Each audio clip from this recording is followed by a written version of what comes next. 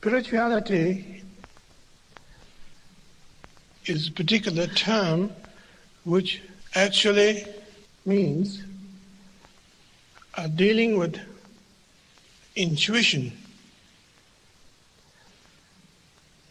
In the theistic tradition, there is a notion of clinging into a word. A certain act is regarded as displeasing to divine principles. A certain act is regarded as pleasing for the divine whatever. In the tradition of non-theism, however, it is very direct that the case history are not particularly important. What is actually important is here and now. Here and now. Now is definitely now. We try to experience what is available there on the spot. There's no point in thinking that the past did exist that we could have now. This is now. This very moment. Nothing mystical, just now, very simple, straightforward.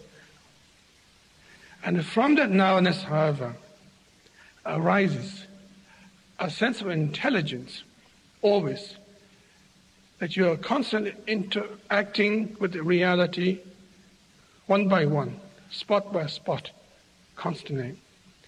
We actually experience fantastic precision, always. But we are threatened by the now, so we jump to the past or the future.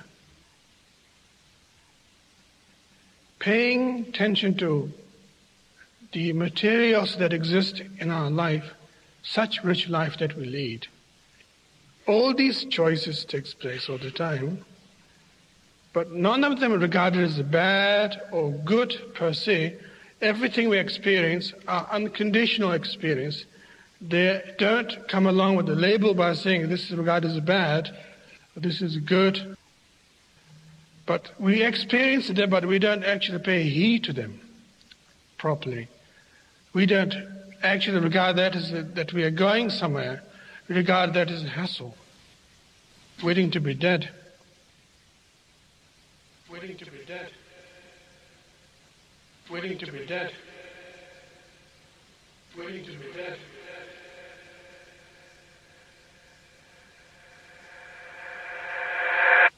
That's the problem. And that is not trusting the nowness properly, that what is actually experienced now possessed a lot of powerful things. It is so powerful that we can't face it. Therefore we have to borrow from the past, invite future all the time.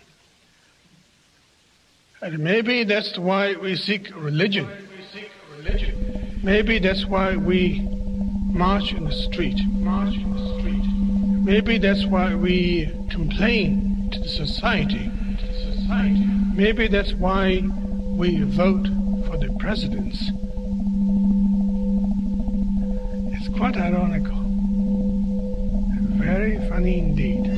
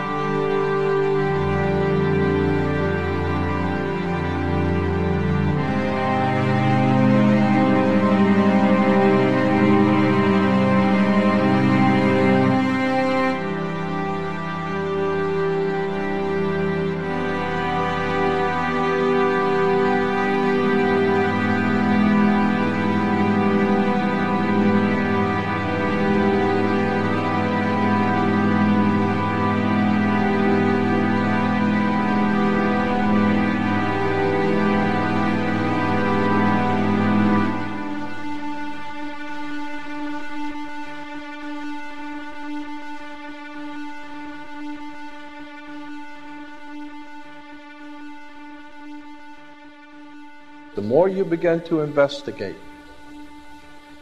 what we think we understand, where we came from, what we think we're doing, the more you begin to see we've been lied to. We've been lied to by every institution. What makes you think for 1 minute that the religious institution is the only one that's never been touched? The religious institutions of this world are at the bottom of the dirt.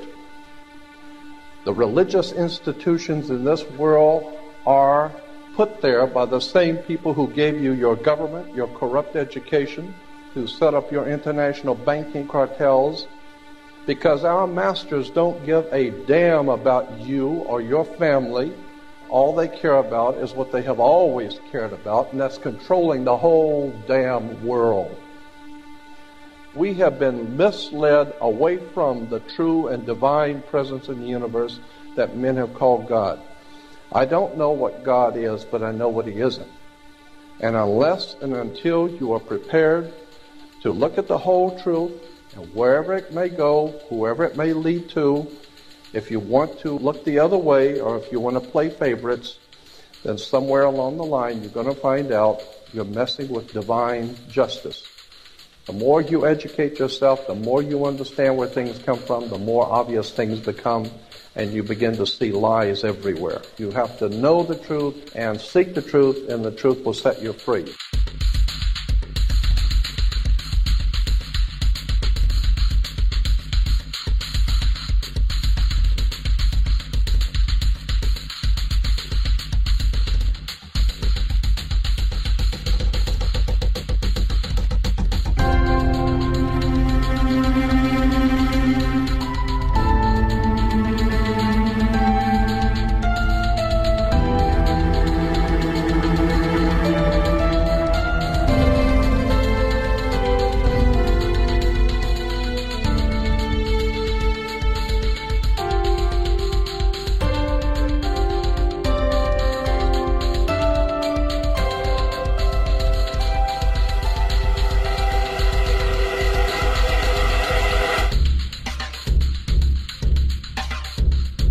Because I got to tell you the truth, folks. I got to tell you the truth.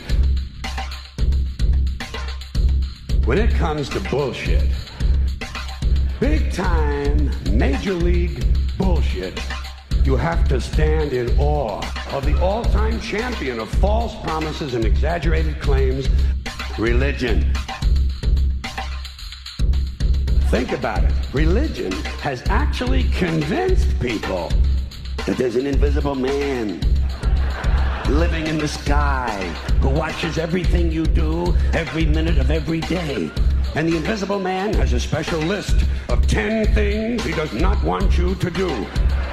And if you do any of these 10 things, he has a special place full of fire and smoke and burning and torture and anguish where he will send you to live and suffer and burn and choke and scream and cry forever and ever till the end of time. But he loves you.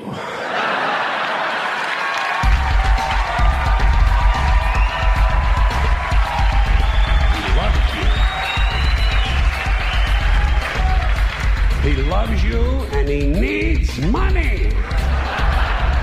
He always needs money.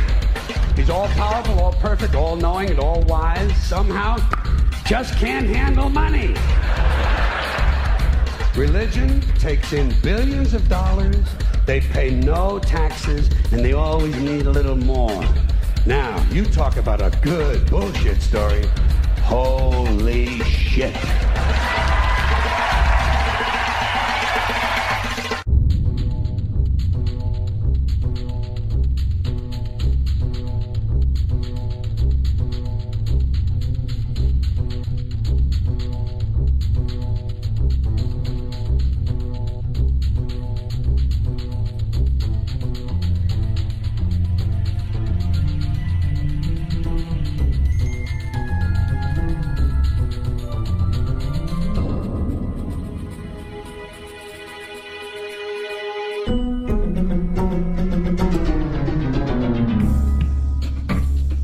This is the sun. As far back as 10,000 BC, history is abundant with carvings and writings reflecting people's respect and adoration for this object. And it is simple to understand why, as every morning the sun would rise, bringing vision, warmth, and security, saving man from the cold, blind, predator-filled darkness of night. Without it, the cultures understood, the crops would not grow, and life on the planet would not survive.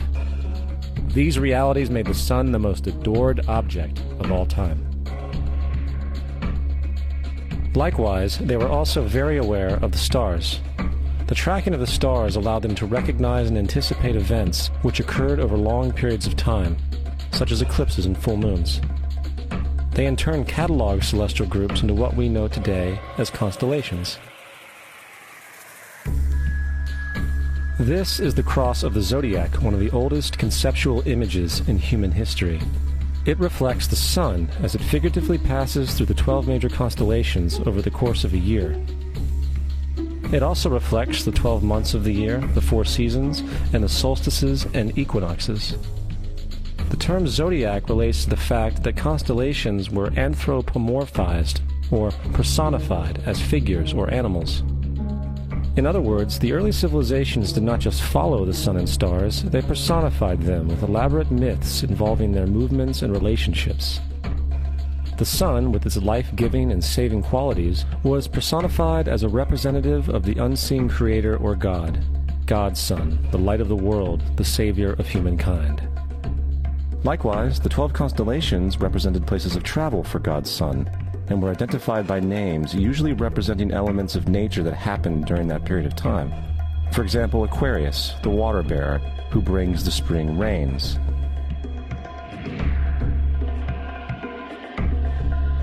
This is Horus.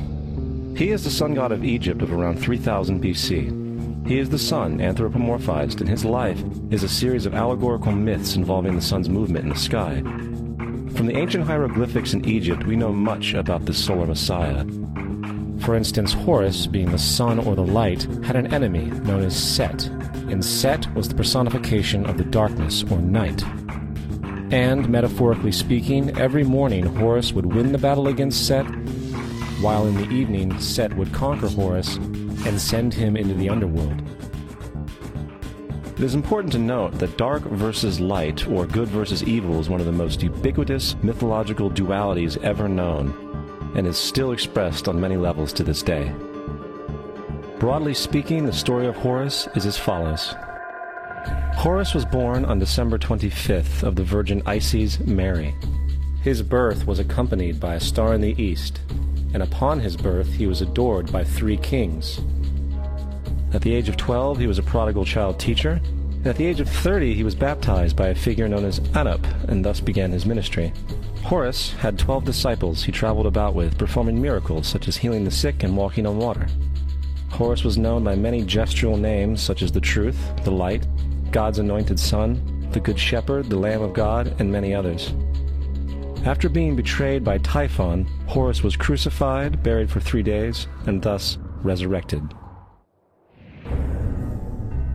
These attributes of Horus, whether original or not, seem to permeate many cultures of the world, for many other gods are found to have the same general mythological structure. Attis of Phrygia, born of the Virgin Nana on December 25th, crucified, placed in a tomb, and after 3 days was resurrected.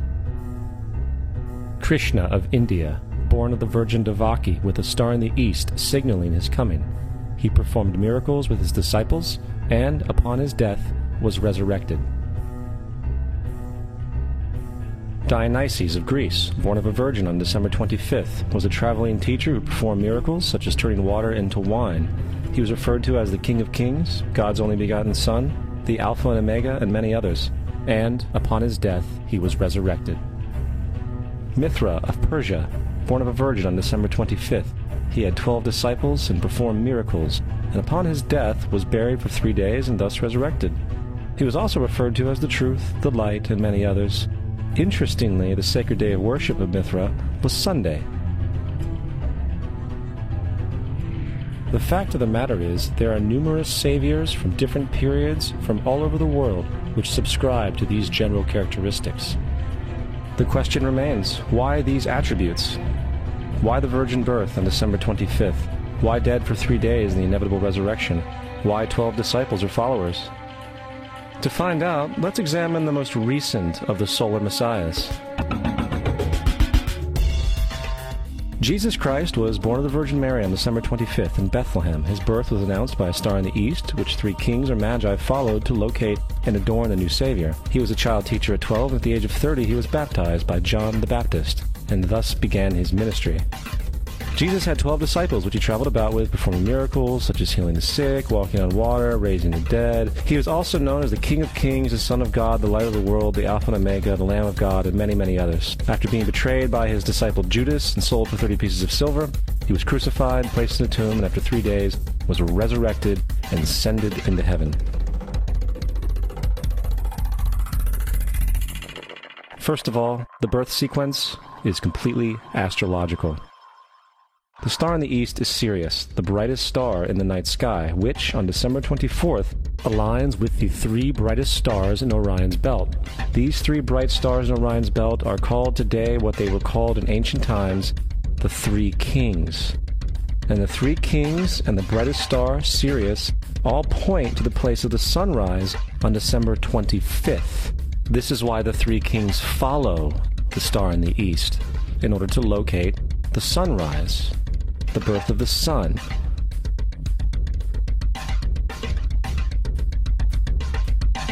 The Virgin Mary is the constellation Virgo, also known as Virgo the Virgin. Virgo in Latin means virgin.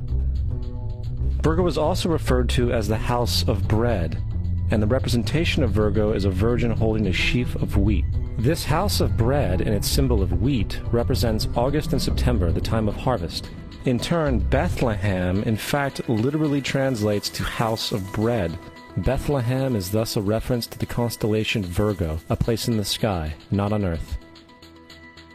There's another very interesting phenomenon that occurs around December 25th, or the winter solstice. From the summer solstice to the winter solstice, the days become shorter and colder.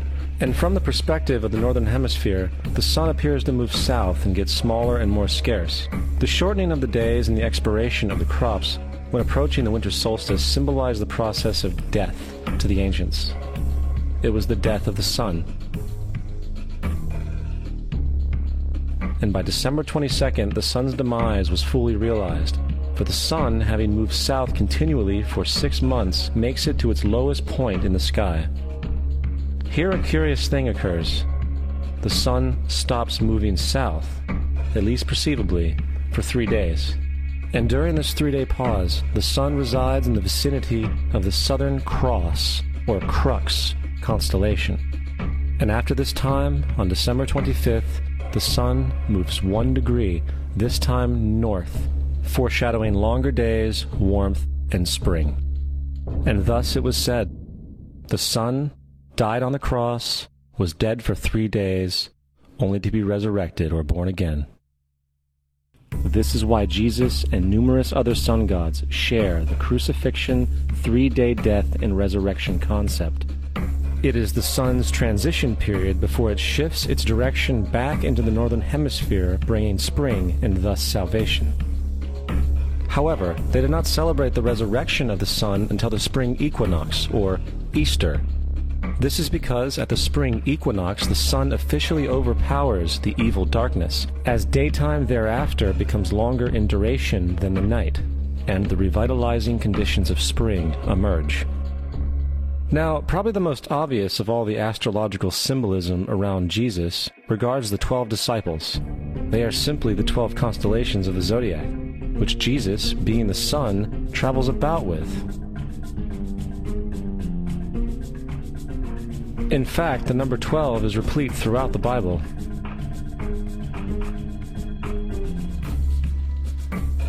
Coming back to the cross of the zodiac, the figurative life of the sun, this was not just an artistic expression or tool to track the sun's movement. It was also a pagan spiritual symbol, the shorthand of which looked like this. This is not a symbol of Christianity.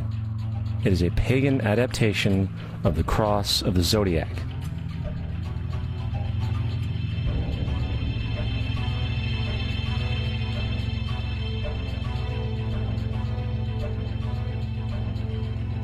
This is why Jesus in early occult art is always shown with his head on the cross, for Jesus is the Son of God, the light of the world, the risen Savior who will come again, as it does every morning, the glory of God who defends against the works of darkness, as he is born again every morning and can be seen coming in the clouds up in heaven with his crown of thorns or sun rays.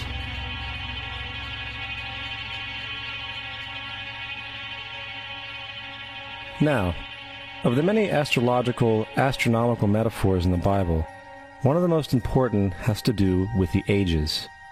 Throughout the scriptures, there are numerous references to the age. In order to understand this, we need to be familiar with a phenomenon known as the precession of the equinoxes.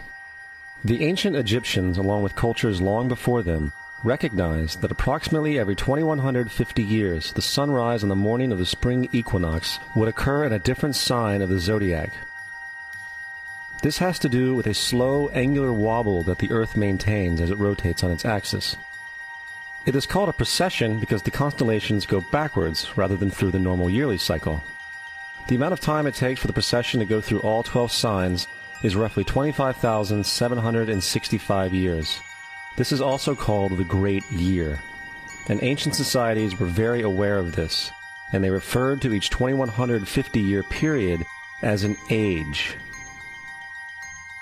From 4300 BC to 2150 BC, it was the age of Taurus, the bull. From 2150 BC to 1 AD, it was the age of Aries, the ram. And from 1 AD to 2150 AD, it is the age of Pisces, the age we are still in to this day. And in and around 2150, we will enter the new age, the age of Aquarius. Now, the Bible reflects, broadly speaking, a symbolic movement through 3 ages while foreshadowing a 4th.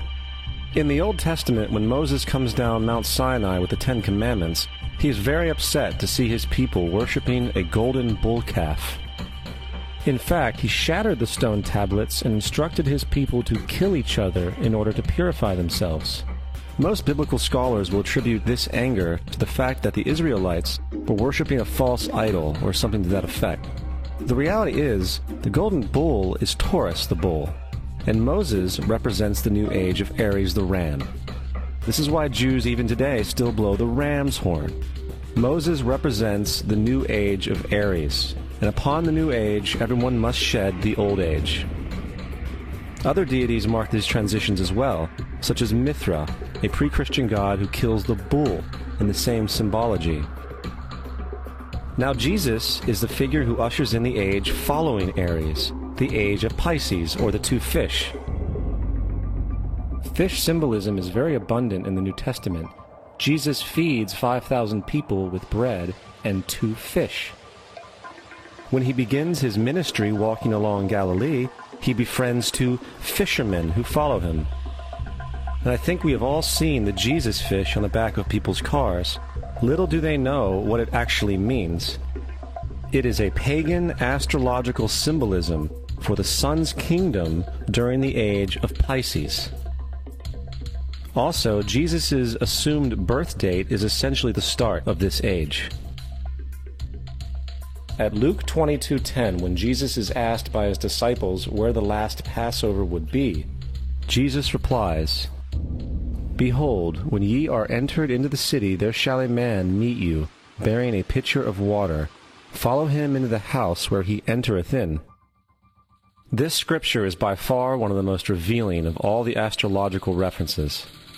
The man bearing the pitcher of water is Aquarius, the water bearer, who is always pictured as a man pouring out a pitcher of water. He represents the age after Pisces, and when the sun, God's Son, leaves the age of Pisces, Jesus, it will go into the house of Aquarius, as Aquarius follows Pisces in the precession of the equinoxes. All Jesus is saying is that after the age of Pisces will come the age of Aquarius.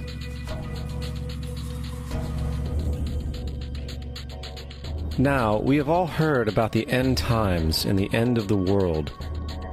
The cartoonish depictions in the book of Revelation aside, The main source of this idea comes from Matthew 28:20, where Jesus says, "I will be with you even to the end of the world." However, in the King James Version, world is a mistranslation, among many mistranslations. The actual word being used is eon, which means age. I will be with you even to the end of the age, which is true, as Jesus' solar Piscean personification will end when the sun enters the age of Aquarius. The entire concept of end times and the end of the world is a misinterpreted astrological allegory. Let's tell that to the approximately 100 million people in America who believe the end of the world is coming. Furthermore, the character of Jesus being a literary and astrological hybrid is most explicitly a plagiarization of the Egyptian sun god Horus. For example, inscribed about 3,500 years ago on the walls at the Temple of Luxor in Egypt are images of the Annunciation, the miracle conception, the birth, and the adoration of Horus. The images begin with Thoth announcing to the Virgin Isis that she will conceive Horus, then Neph, the Holy Ghost, impregnating the Virgin, and then the virgin birth and the adoration. This is exactly the story of Jesus' miracle conception. In fact, the literary similarities between the Egyptian religion and the Christian religion are staggering.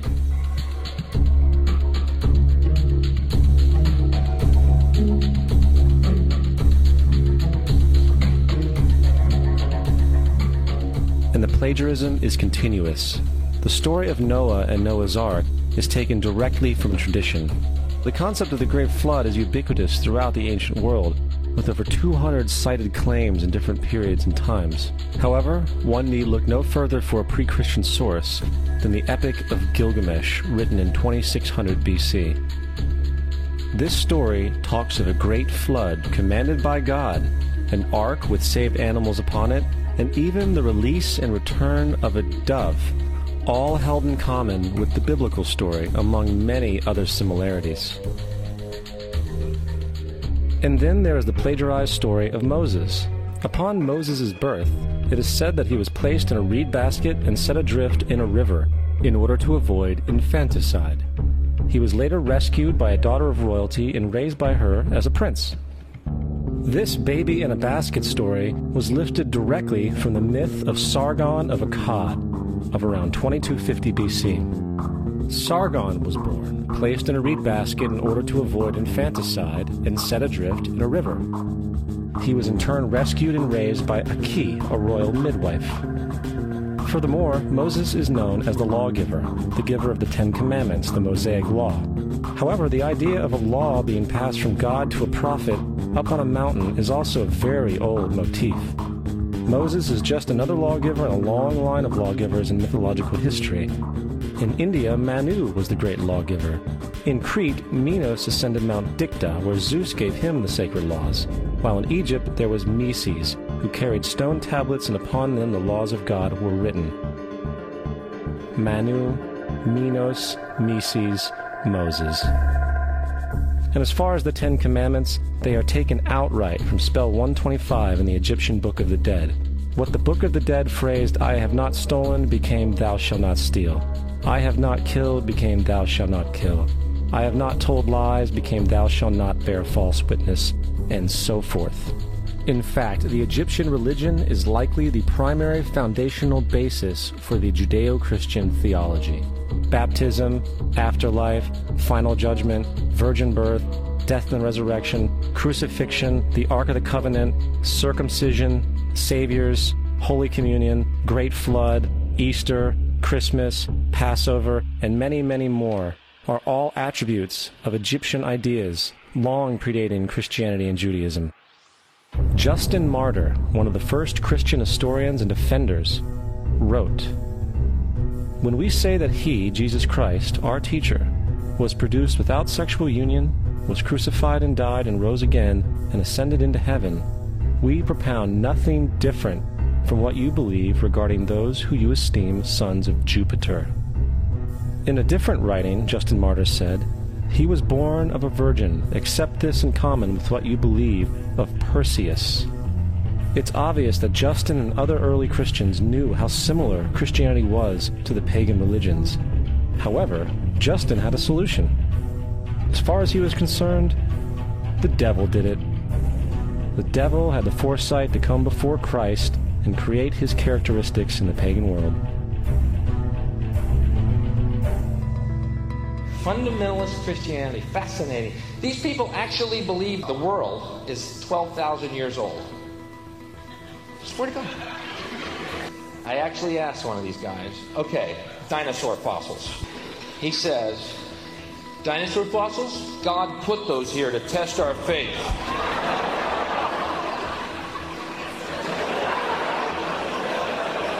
I think God put you here to test my faith, dude.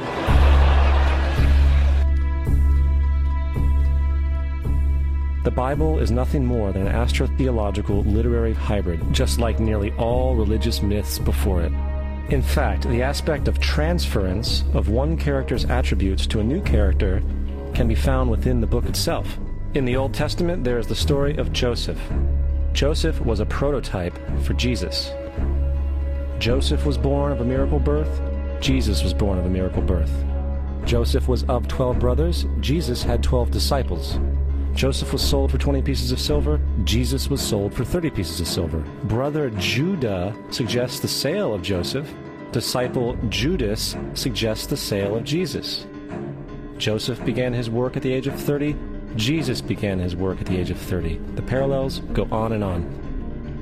Furthermore, is there any non-biblical historical evidence of any person living with the name Jesus, the son of Mary, who traveled about with 12 followers, healing people and the like? There are numerous historians who lived in and around the Mediterranean, either during or soon after the assumed life of Jesus. How many of these historians document this figure? Not one. However, to be fair, that doesn't mean defenders of the historical Jesus haven't claimed the contrary. 4 historians are typically referenced to justify Jesus' existence. Pliny the Younger, Suetonius, and Tacitus are the first 3. Each one of their entries consists of only a few sentences at best, and only referred to Christus or the Christ, which in fact is not a name but a title. It means the Anointed One. The 4th source is Josephus, and this source has been proven to be a forgery for hundreds of years. Sadly, it is still cited as truth.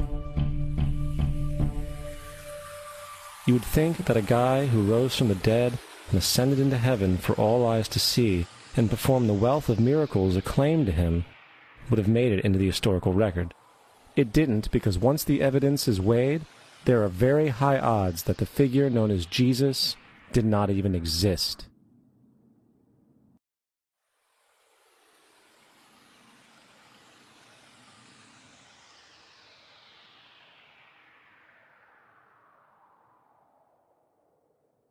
We don't want to be unkind, but we want to be factual.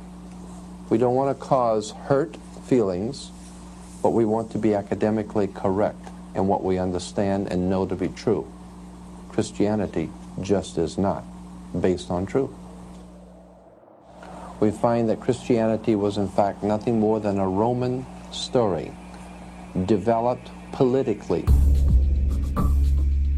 The reality is, Jesus was the solar deity of the Gnostic Christian sect, and like all other pagan gods, he was a mythical figure.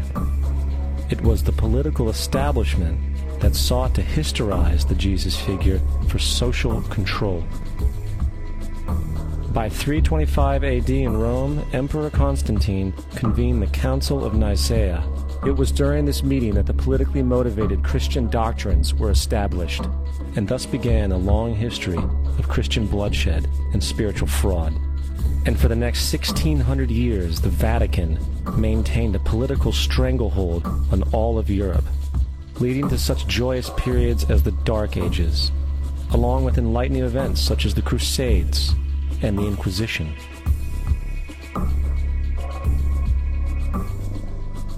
Christianity, along with all other theistic belief systems, is the fraud of the age. It serves to detach the species from the natural world, and likewise each other. It supports blind submission to authority.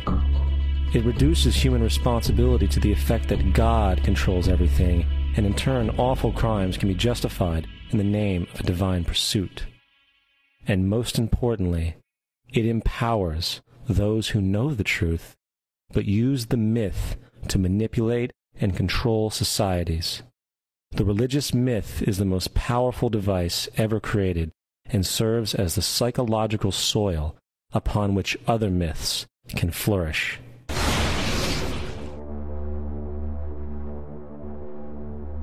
A myth is an idea that, while widely believed, is false. In a deeper sense, in the religious sense, a myth serves as an orienting and mobilizing story for a people. The focus is not on the story's relation to reality, but on its function. A story cannot function unless it is believed to be true in the community or the nation. It is not a matter of debate. If some people have the bad taste to raise the question of the truth of the sacred story, the keepers of the faith do not enter into debate with them. They ignore them or denounce them as blasphemers. It is wrong, blasphemous, and sinful for you to suggest, imply, or help other people come to the conclusion that the U.S. government killed 3,000 of its own citizens.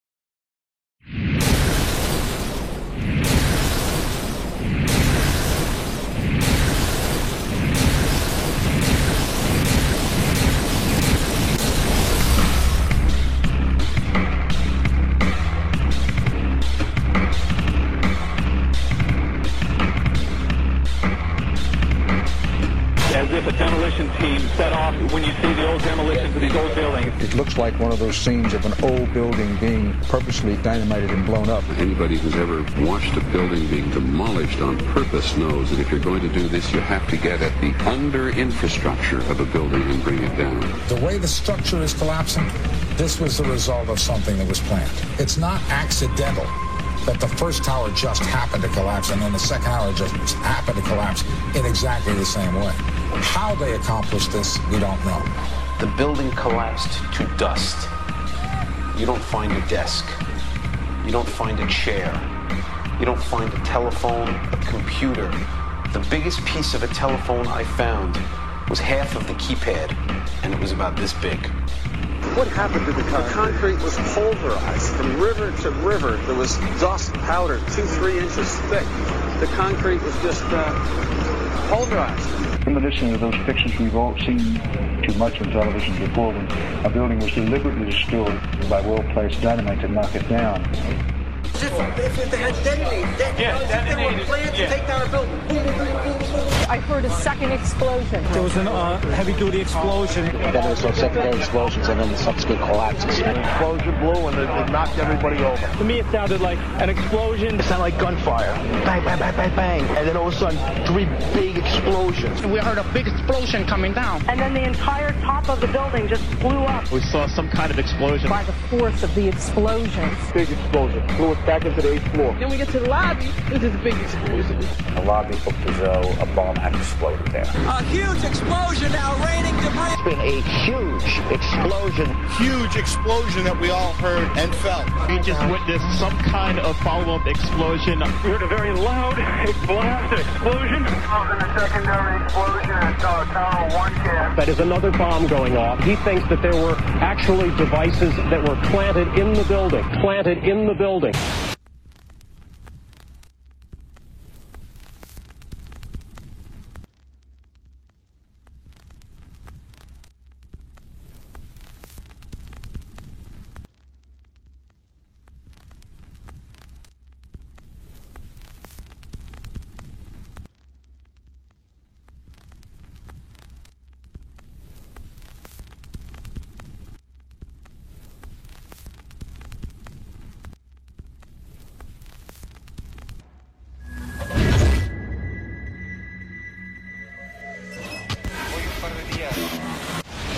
I don't think anybody could have predicted that they would try to use an airplane as a missile, a hijacked airplane as a missile. Nobody in our government, at least, and I don't think the prior government that could envision flying airplanes into buildings. No specific threat involving really domestic operation or involving what happened, obviously, the city's airliner and so. There were no warning signs that I'm aware of. USA Today reports that in the 2 years before the attacks on September the 11th, NORAD conducted exercises using hijacked airliners as weapons.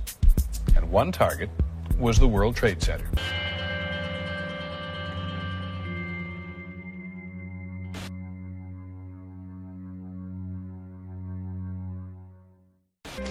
In confidential documents from the Philippines obtained by CNN, the plan was clear. He will board any American commercial aircraft, control its cockpit, and dive it at the CIA headquarters. Other buildings targeted the Pentagon and the World Trade Center. Security in counterterrorism was blinking red, in the words of George Tenet, that the warnings of an imminent attack were so severe that something dramatic should have been done. It was unparalleled. Instead, our president went on a month-long vacation.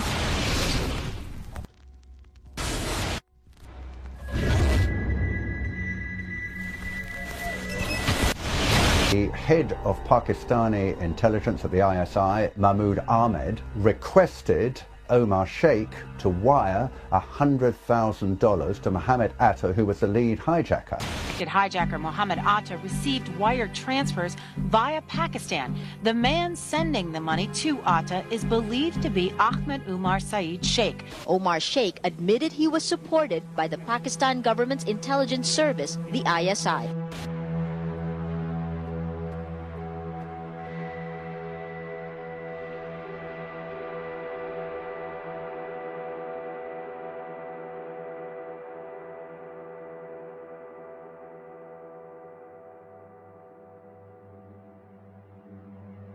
Although we are told that 4 or 5 of the alleged hijackers were on each of the flights. If so, their names should have been on the flight manifests. But the flight manifests that have been released contain neither the names of the alleged hijackers nor any Arab names whatsoever. We know that the men who were supposedly the hijackers had their houses, cars, credit cards paid for by the U.S. government. They were, in truth, agents. Evidence was also apparently planted. The passport of one of the hijackers on Flight 11 was allegedly found in the rubble. Goes through the fireball, through the side of the plane, and comes down to the ground unscathed. But something happened. For 6 months, they reported they had this passport. Boy, we've got it. We've got the proof. And then the guy stood up and was alive. Several of these 19 men are still alive.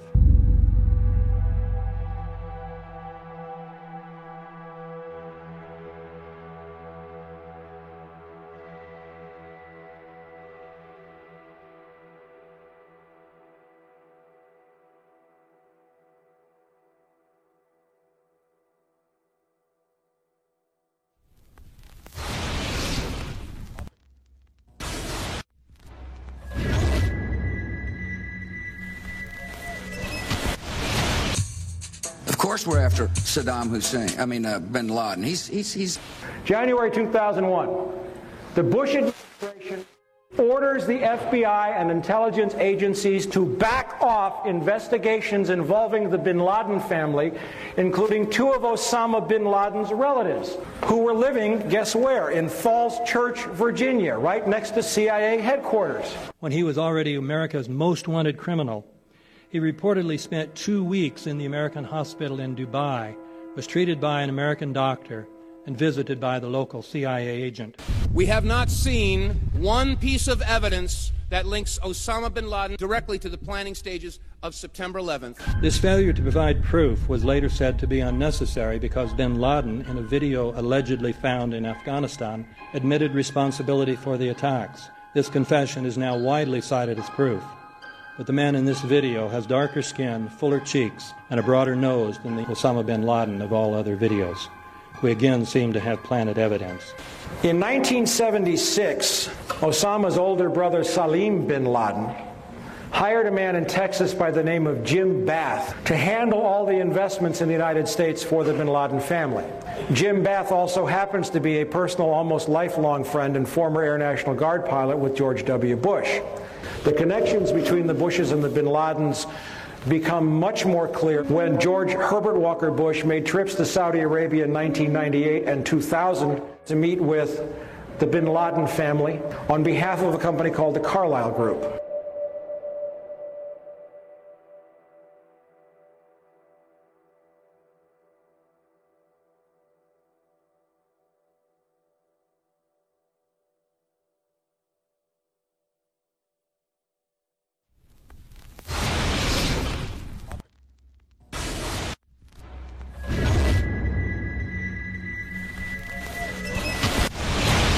How could anyone fly a 60-ton, 125-foot wide, 44-foot tall plane through this obstacle course? The aircraft, before striking the Pentagon, reportedly executed a 270-degree downward spiral, and yet Hani Hanjour was known as a terrible pilot who could not safely fly even a small plane.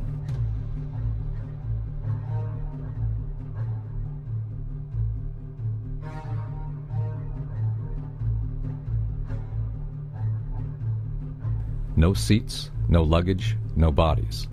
Nothing but bricks and limestone. The official explanation is that the intense heat from the jet fuel vaporized the entire plane. Flight 77 had 2 Rolls-Royce engines made of steel and titanium alloy and weigh 6 tons each. It is scientifically impossible that 12 tons of steel and titanium was vaporized by jet fuel. We're also told that the bodies were able to be identified either by their fingerprints or by the DNA.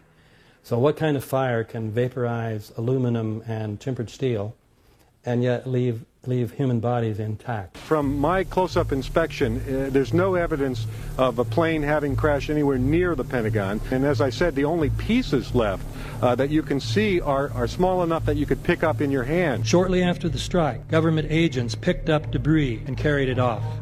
The entire lawn was covered with dirt and gravel, so that any remaining forensic evidence was literally covered up.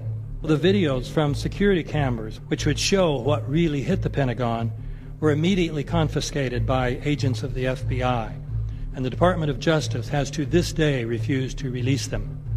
If these videos would prove that the Pentagon was really hit by a 757, most of us would assume the government would release them.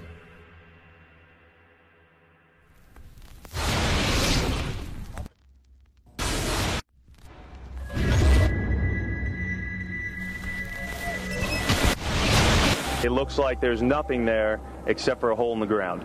Basically, that's right. The only thing you could see from where we were was a big gouge in the earth and some broken trees. We could see some people walking around in the area, but from where we could see, there wasn't much left. Any large pieces of debris at all? No, there was nothing that you could distinguish that a plane had crashed there.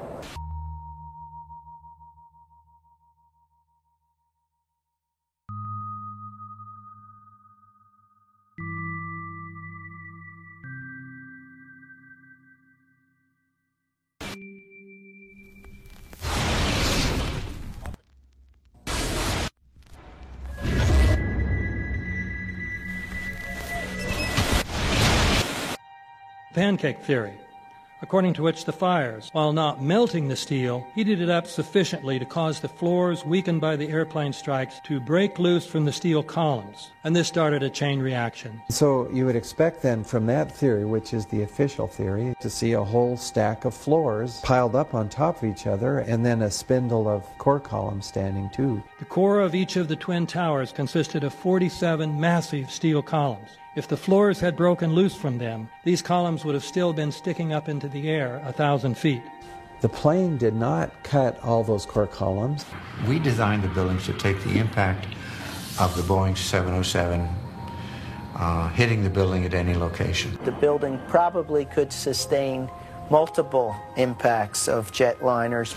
That the plane flew straight into the building. Through him, right. Yeah. So you're saying that the building was actually designed to cope with a hole like that and still survive? Yeah, it was.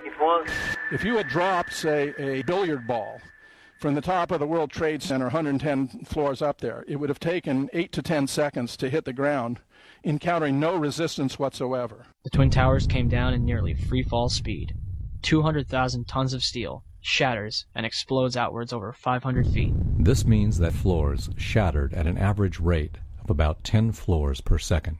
There is no scenario for a pancake effect of buildings falling that allows them to fall at the rate of free fall. Now what can do that? What can move mass out of the way? Explosives.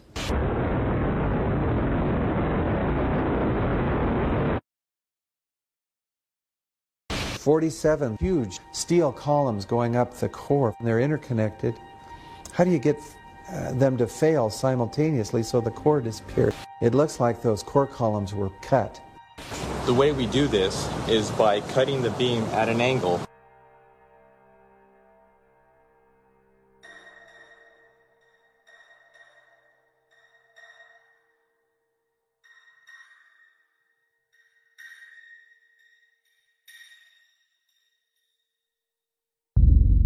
I started looking at the molten metal.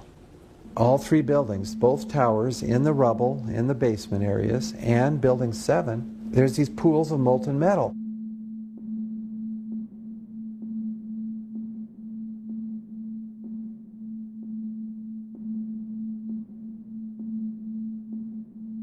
You'd get down below and you'd see molten steel running down the channel rails, like you're in a foundry.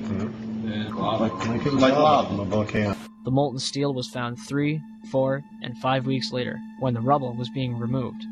He said that molten steel was also found underneath World Trade Center 7. So I'm looking through the official reports. What do they say about the molten metal? They say nothing. Now, wait a minute. This is important evidence. So where'd that come from? Thermite is so hot that it'll just cut through steel, through structural steel, for example, like a knife through butter. The products are molten iron and aluminum oxide, which goes off primarily as a dust. You know those enormous dust clouds? You can imagine when you assemble these chemicals on a large scale.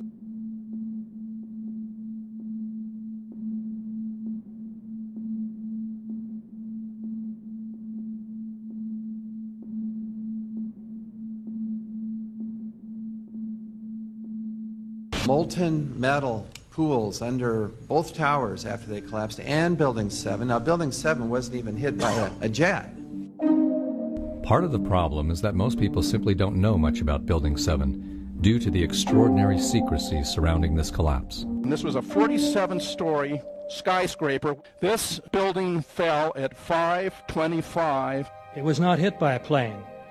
This building had fires on only 2 or 3 floors. And it was brought down by what we know was a controlled demolition. Demolitions, they look just like that. You know, a kink in the middle, and then that building just comes straight down, almost at free fall speed. They first blow one of the central columns so the building falls in on itself. Building 7 had a classic crimp or wedge. Its central column was blown out first, so it didn't structurally damage buildings just a few feet away from it.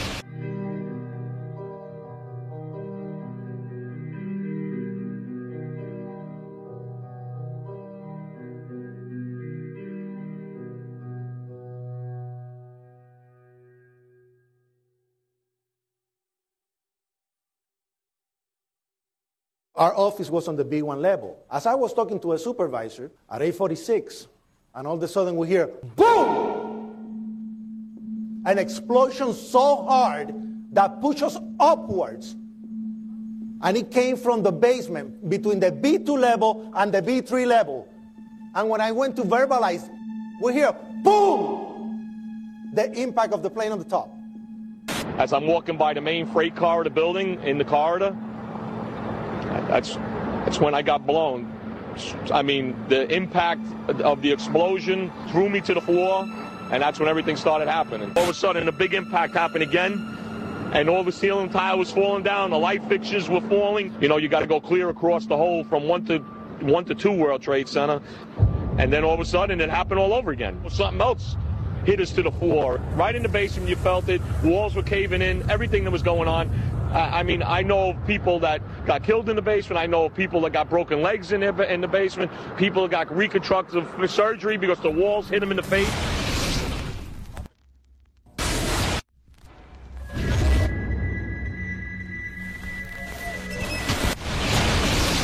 According to standard operating procedure, if an FAA flight controller notices anything that suggests a possible hijacking, the controller is to contact a superior. If the problem cannot be fixed within about a minute, the superior is to ask NORAD, the North American Aerospace Command, to send up or scramble jet fighters to find out what is going on. NORAD then issues a scramble order to the nearest Air Force base with fighters on alert. But although interceptions usually occur within 10 or so minutes, in this case, 80 or so minutes had elapsed before fighters were even airborne. It's a mind-bending anomaly. Not a single U.S. Air Force interceptor turns a wheel until it's too late. There are no jets at all. What if they were so confused and had been so deliberately confused that they couldn't respond? The reason that they didn't know where to go was because a number of conflicting and overlapping war game exercises were taking place. It involved the insertion of false radar blips onto radar screens in the Northeast Air Defense Sector. Center Team U, we have a problem here. We have a hijacked aircraft headed towards New York. We need someone to scramble some F-16s or something up there to help us out. Is this real world or exercise? Is this real world or exercise? There was another exercise, Vigilant Warrior, which was, in fact, according to a NORAD source, a live-fly hijack drill being conducted at the same time.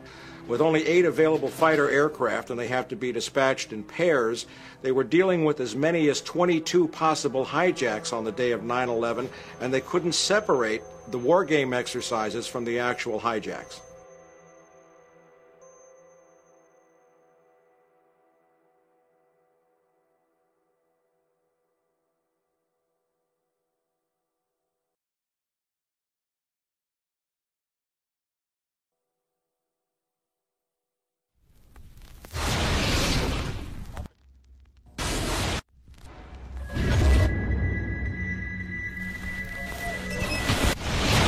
Page 172. The U.S. government has not been able to determine the origin of the money used for the 9/11 attacks. Ultimately, the question is of little practical significance. The American authorities have not managed to trace the source of the funding. And then the most amazingly disingenuous statement ultimately is it of little consequence. It is of massive consequence. Doesn't it matter who paid for 9/11? The collapse of Building 7 has been recognized as especially difficult to explain. The 9/11 Commission report implicitly admitted that it could not explain the collapse of this building by not even mentioning it. President, why are you and the Vice President insisting on appearing together before the 9/11 Commission? Because the 9/11 Commission wants to ask us questions. That's why we're meeting, and I look forward to meeting with them and answering their questions. Why you're appearing together rather than separately, which was their request? Because it's a good chance for both of us to answer questions that the 9/11 Commission is looking forward to asking us, and I'm looking forward to answering them. Let's see. Do you think they should be able to stand up and speak their own words? They should go under oath. They should be, yeah. In public.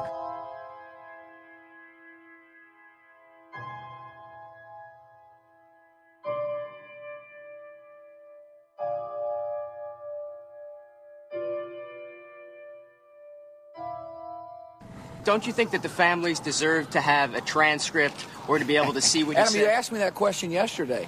I got the same answer, yeah. The final report was a unanimous report. That means that if there was a single commissioner who had any objection about anything, that fact would be dropped from the report. We have found out that he not only served on the transition team of the Bush administration, that he was a person who wrote a draft memo for the setup of the Bush administration's National Security Council, that he was an individual who wrote the preemptive war strategy that was eventually used for the war in Iraq, that he is a close friend of Condoleezza Rice's. We want him to resign. There is literally nothing in the 9/11 report that the Bush administration did not approve of. We can understand, therefore, why the Commission, under Zelikow's leadership, would have ignored all the evidence that would point to the truth, that 9/11 was a false flag operation intended to authorize the doctrines and funds needed for a new level of imperial mobilization.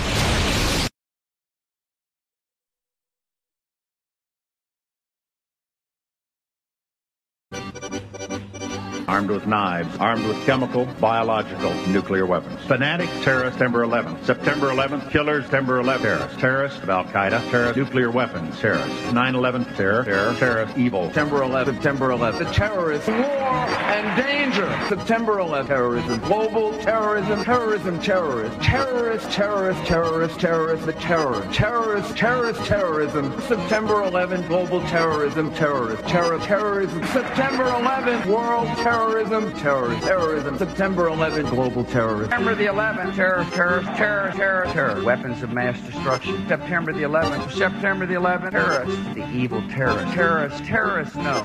Terrorism. The words are hypnotically repeated. Terrorism, terrorist, terrorist threat, and of course, believed to be linked to Al-Qaeda. But it's the so-called war on terrorism that's in our faces practically 24/7 as the inescapable focus of our existence. One day, our grandchildren will look back on this time and ask, how was the war on terror won? The entire U.S. ruling class, ruling elite, comes to see terrorism as the preferred means, indeed the only means, to provide social cohesion, to provide an enemy image for the society to keep it together. According to neocon theory from Carl Schmitt, you have to have an enemy image in order to have a society. It's a very dangerous thing because now it means that the entire social order, the political parties, intellectual life, politics in general, all based on a monstrous myth. Monstrous myth.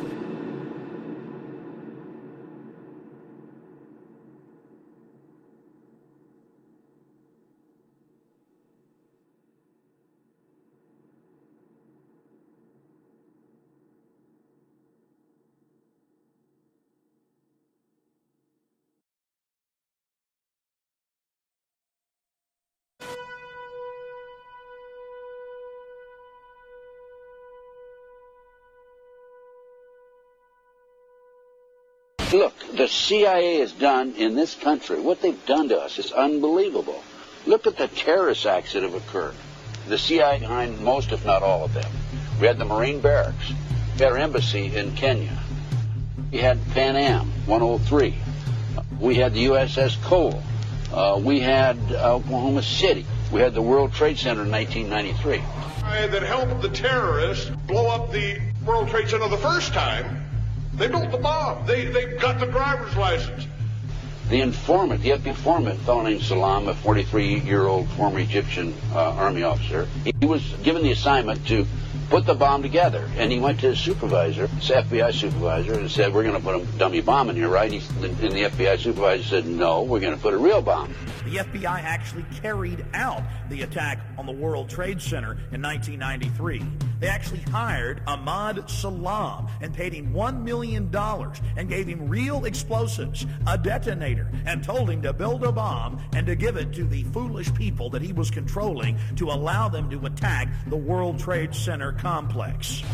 Unfortunately for them, there were only 6 people killed, not enough to pass the legislation. So what happened is 2 years later, April 19, 1995, down comes Oklahoma City Murrah building, 168 people killed. 1 year later, the anti-terrorism legislation that takes away many of our constitutional rights and civil liberties is passed.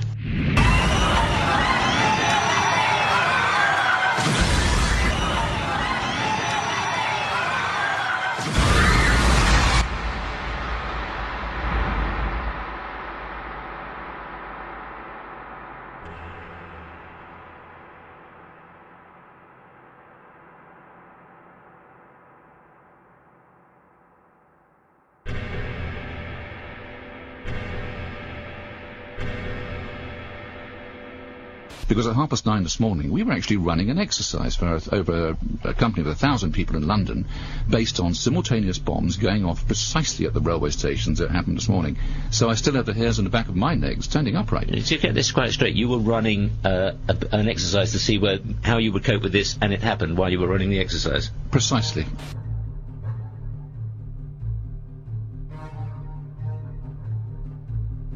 Supposed to believe is some kind of coincidence, there was also an anti-terrorist drill going on 7/7. And again, just like 9/11, they were talking about attacks on the same targets, the same kind of tube stations, and exactly the same time as the actual attack happened, providing some kind of cover for what must be operations orchestrated in some way by the state.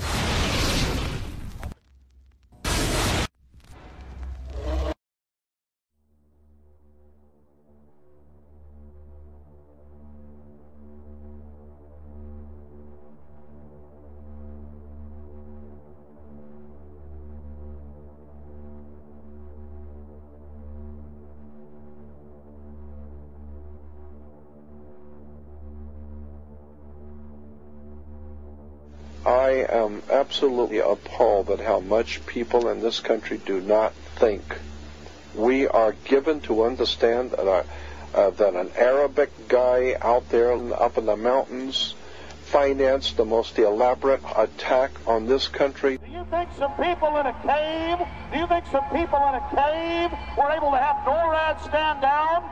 Do you think that people in a cave were able to have all of this happen? And when I think about how many Americans were killed in New York City, and believing as I do that this thing was a setup job, this is a textbook operation that Nazis used, and they've used it over and over again.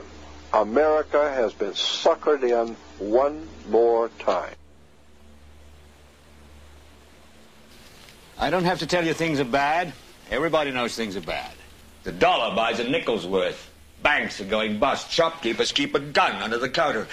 Punks are running wild in the street. There's nobody anywhere who seems to know what to do, and there's no end to it. We know the air is unfit to breathe, and our food is unfit to eat.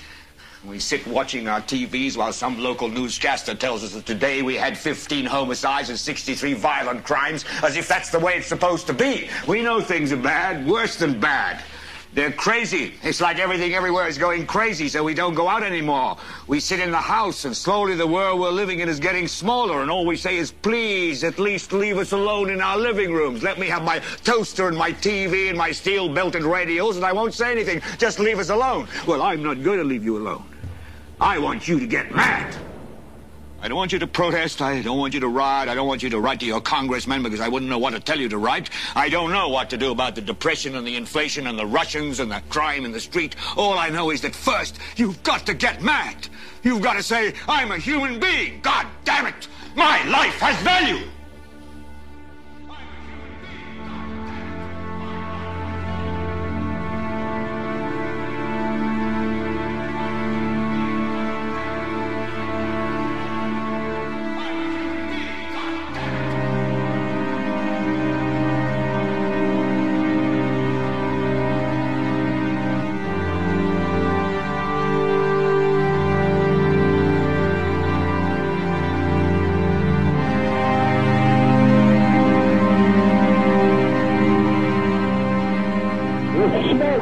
There, 105, 2 pounds.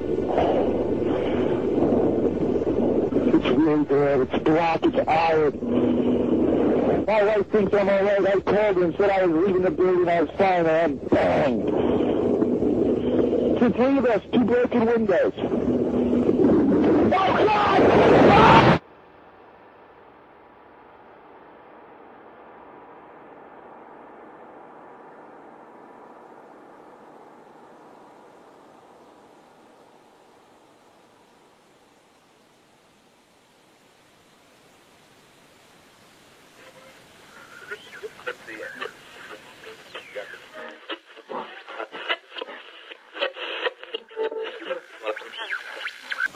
When hostilities commenced in Europe in 1939, it was realized that the American people had no intention of entering the war.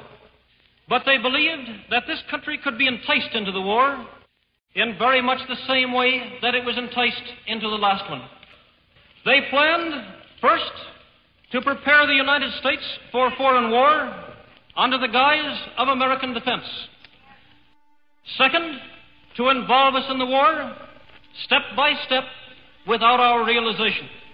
Third, to create a series of incidents which would force us into the actual conflict. These plans were, of course, to be covered and assisted by the full power of their propaganda. Our theaters soon became filled with plays portraying the glory of war. newsreels lost all semblance of objectivity, and they have used the war to justify the restriction of congressional power and the assumption of dictatorial procedures on the part of the President and his appointees. A fear campaign was inaugurated. We cannot allow the natural passions and prejudices of other peoples to lead our country to destruction.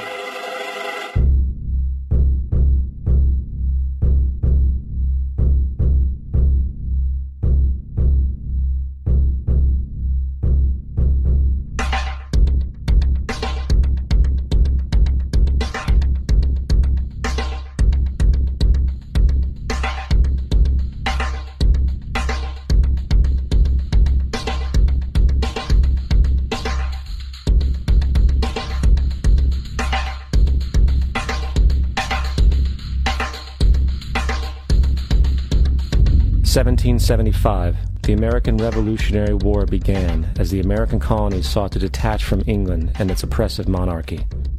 Though many reasons are cited for the revolution, one in particular sticks out as the prime cause: that King George III of England outlawed the interest-free, independent currency the colonies were producing and using for themselves, in turn forcing them to borrow money from the Central Bank of England at interest, immediately putting the colonies into debt.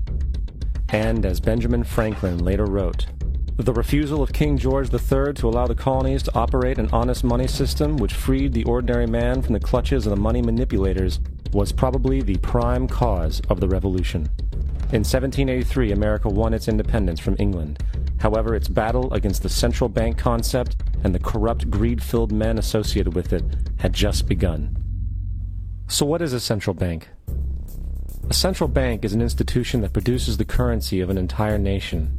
Based on historical precedent, two specific powers are inherent in central banking practice: the control of interest rates and the control of the money supply, or inflation.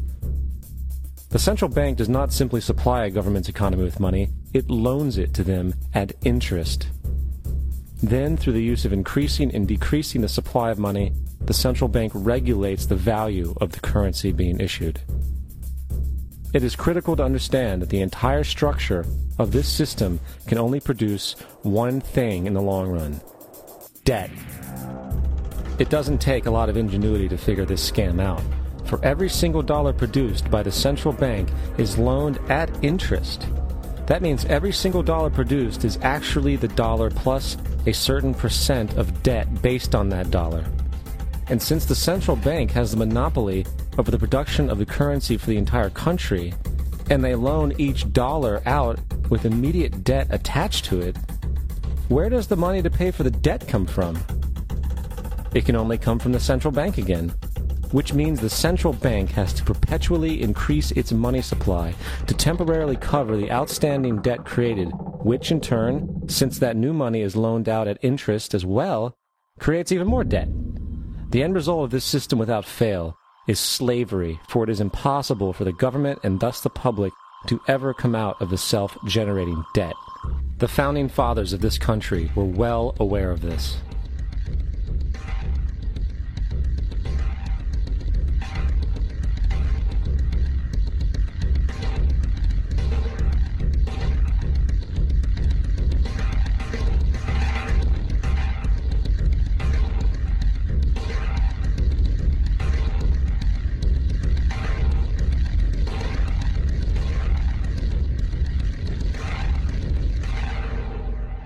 By the early 20th century, the U.S. had already implemented and removed a few central banking systems, which were swindled into place by ruthless banking interests.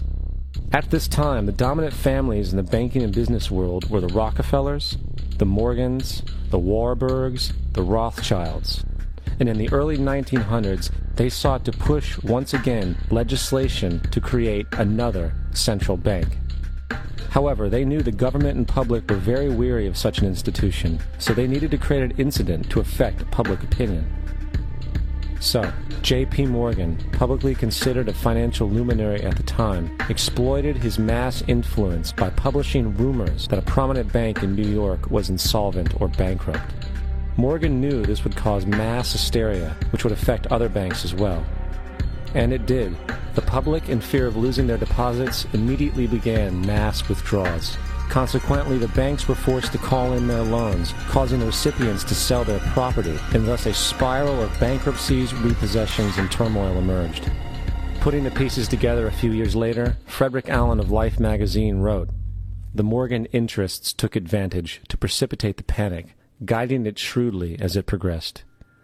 Unaware of the fraud, the Panic of 1907 led to a congressional investigation headed by Senator Nelson Aldrich, who had intimate ties to the banking cartels and later became part of the Rockefeller family through marriage. The commission, led by Aldrich, recommended a central bank should be implemented so a panic like 1907 could never happen again. This was the spark the international bankers needed to initiate their plan. In 1910, a secret meeting was held at a J.P. Morgan estate on Jekyll Island off the coast of Georgia. It was there that the central banking bill called the Federal Reserve Act was written. This legislation was written by bankers, not lawmakers. This meeting was so secretive, so concealed from government and public knowledge that the 10 or so figures who attended disguised their names when en route to the island. After this bill was constructed, it was then handed over to their political frontman, Senator Nelson Aldrich, to push through Congress. And in 1913, with heavy political sponsorship by the bankers, Woodrow Wilson became president, having already agreed to sign the Federal Reserve Act in exchange for campaign support. And 2 days before Christmas, when most of Congress was at home with their families, the Federal Reserve Act was voted in, and Wilson in turn made it law. Later, Woodrow Wilson wrote, in regret,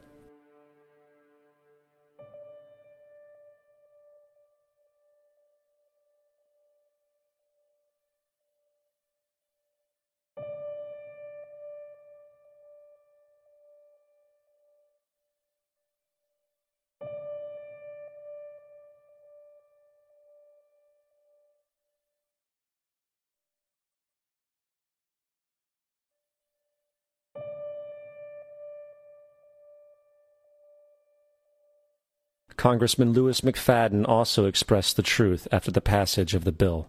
A world banking system was being set up here, a superstate controlled by international bankers, acting together to enslave the world for their own pleasure. The Fed has usurped the government. Now, the public was told that the Federal Reserve System was an economic stabilizer, and inflation and economic crises were a thing of the past. Well, as history has shown, nothing is further from the truth. The fact is, the international bankers now had a streamlined machine to expand their personal ambitions. It's alive! It's alive! It's alive! For example, from 1914 to 1919, the Fed increased the money supply by nearly 100%, resulting in extensive loans to small banks and the public. Then, in 1920, the Fed called in mass percentages of the outstanding money supply, thus resulting in the supporting banks having to call in huge numbers of loans, and, just like 1907, bank runs, bankruptcy, and collapse occurred. Over 5,400 competitive banks outside of the Federal Reserve System collapsed, further consolidating the monopoly of a small group of international bankers. Privy to this crime, Congressman Lindbergh stepped up and said in 1921, "Under the Federal Reserve Act, panics are scientifically created. The present panic is the first scientifically created one, worked out as we figure a mathematical equation." However, the panic of 1920 was just a warm-up. From 1921 to 1929, the Fed again increased the money supply, resulting once again in extensive loans to the public and banks. There was also a fairly new type of loan called a margin loan in the stock market. Very simply, the margin loan allowed an investor to put down only 10% of a stock's price, with the other 90% being loaned through the broker. In other words, a person could own $1,000 worth of stock with only $100 down. This method was very popular in the roaring 1920s, as everyone seemed to be making money in the market. However, there was a catch to this loan. It could be called in at any time and had to be paid within 24 hours. This is termed a margin call, and the typical result of a margin call is the selling of the stock purchased with the loan. So, a few months before October in 1929, J.D. Rockefeller, Bernard Baruch, and other insiders quietly exited the market, and on October 24, 1929, the New York financiers who furnished the margin loans started calling them in masse. This sparked an instantaneous, massive sell-off in the market, for everyone had to cover the margin loans. It then triggered mass bank runs for the same reason, in turn collapsing over 16,000 banks, enabling the conspiring international bankers to not only buy up rival banks at a discount, but to also buy up whole corporations at pennies on the dollar. It was the greatest robbery in American history. But that didn't stop there. Rather than expanding the money supply in order to recover from this economic collapse, the Fed actually contracted it, fueling one of the largest depressions in history. Once again outraged, Congressman Louis McFadden, a longtime opponent of the banking cartels, began bringing impeachment proceedings against the Federal Reserve Board, saying of the crash and depression, it was a carefully contrived occurrence. International bankers sought to bring about a condition of despair so that they might emerge the rulers of us all. Not surprisingly, and after 2 previous assassination attempts, McFadden was poisoned at a banquet before he could push for the impeachment. Now, having reduced the society to squalor, the Federal Reserve bankers decided that the gold standard should be removed. In order to do this, they needed to acquire the remaining gold in the system. So, under the pretense of helping to end the Depression, came the 1933 gold seizure. Under the threat of imprisonment for 10 years, everyone in America was required to turn in all gold bullion to the Treasury, essentially robbing the public of what little wealth they had left. And at the end of 1933, the gold standard was abolished. If you look at a dollar bill from before 1933, it says it is redeemable in gold. You look at a dollar bill today, it says it is legal tender, which means it is backed by absolutely nothing. It is worthless paper. The only thing that gives our money value is how much of it is in circulation. Therefore, the power to regulate the money supply is also the power to regulate its value, which is also the power to bring entire economies and societies to its knees.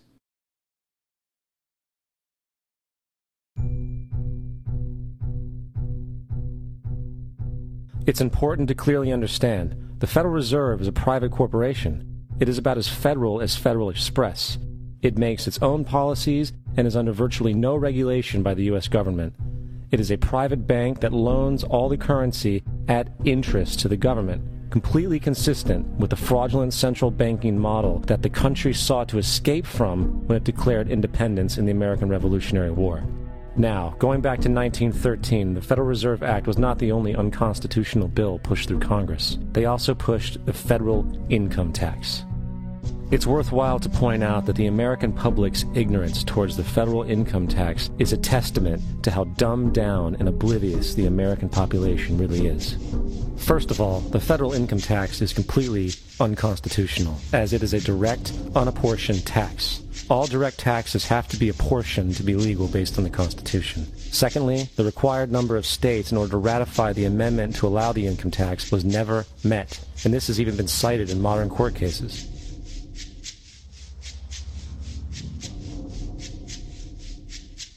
Third, at the present day, roughly 25% of the average worker's income is taken via this tax. And guess where that money goes? It goes to pay the interest on the currency being produced by the fraudulent Federal Reserve Bank, a system that does not have to exist at all. The money you make working almost 3 months out of the year goes almost literally into the pockets of the international bankers who own the private Federal Reserve Bank. And fourth, even with the fraudulent government claim as to the legality of the income tax, there is literally no statute, no law in existence that requires you to pay this tax, period. I really expected that, of course, there's a law that you can point to in the law book, the code, that requires you to file a tax return. Of course there is. I was at that point where I couldn't find the statute that clearly made a person liable, at least not me and most people I know, and I had no choice in my mind except to resign. Based on the research that I did throughout the year 2000 and that I'm still doing, I have not found that law. I've asked Congress, we've asked a lot of people in the IRS commissioners, helpers. They can't answer, because if they answer, the American people are going to know that this whole thing is a fraud. I haven't filed an federal income tax return since I left. I have not filed a tax return since 1999. The income tax is nothing less than the enslavement of the entire country. Now, the control of the economy and the perpetual robbery of wealth is only one side of the Rubik's Cube the bankers hold in their hands. The next tool for profit and control is war.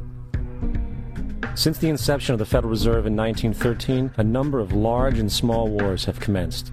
The three most pronounced were World War I, World War II, and Vietnam. World War I. In 1914, European wars broke out centered around England and Germany. The American public wanted nothing to do with the war. In turn, President Woodrow Wilson publicly declared neutrality. However, under the surface, the U.S. administration was looking for any excuse it could find to enter it. In a noted observation by Secretary of State William Jennings, the large banking interests were deeply interested in the World War because of the wide opportunities for large profits. It's important to understand that the most lucrative thing that can happen for the international bankers is war, for it forces the country to borrow even more money from the Federal Reserve Bank at interest. Woodrow Wilson's top advisor and mentor was Colonel Edward House, a man with intimate connections with the international bankers who wanted in the war. In a documented conversation between Colonel House, Wilson's advisor, and Sir Edward Grey, the Foreign Secretary of England, regarding how to get America into the war, Grey inquired, "What will Americans do if Germans sink an ocean liner with American passengers on board?" House responded, "I believe that a flame of indignation would sweep the United States, and that by itself would be sufficient to carry us into war." So, on May 7, 1915, on essentially the suggestion of Sir Edward Grey, a ship called the Lusitania was deliberately sent into German-controlled waters, where German military vessels were known to be. And, as expected, German U-boats torpedoed the ship, exploding stored ammunition, killing 1,200 people. To further understand the deliberate nature of this setup, the German embassy actually put advertisements in the New York Times telling people that if they boarded the Lusitania, they did so at their own risk, as such a ship sailing from America to England through the war zone would be liable to destruction. In turn, and as anticipated, the sinking of the Lusitania caused a wave of anger among the American population, and America entered the war a short time after. The First World War caused 323,000 American deaths. J.D. Rockefeller made $200 million off of it. Not to mention the war cost about $30 billion for America, most of which was borrowed from the Federal Reserve Bank at interest, furthering the profits of the international bankers. World War II. On December 7, 1941, Japan attacked the American fleet at Pearl Harbor, triggering our entry into that war. President Franklin D. Roosevelt declared the attack was a day that will live in infamy. A day of infamy indeed, but not because of the alleged surprise attack on Pearl Harbor. After 60 years of surfacing information, it is clear that not only was the attack on Pearl Harbor known weeks in advance, it was outright wanted and provoked. Roosevelt, whose family had been New York bankers since the 18th century, whose uncle Frederick was on the original Federal Reserve Board, was very sympathetic to the interests of the international bankers, and the interest was to enter the war, as we've seen, nothing is more profitable for international bankers than war.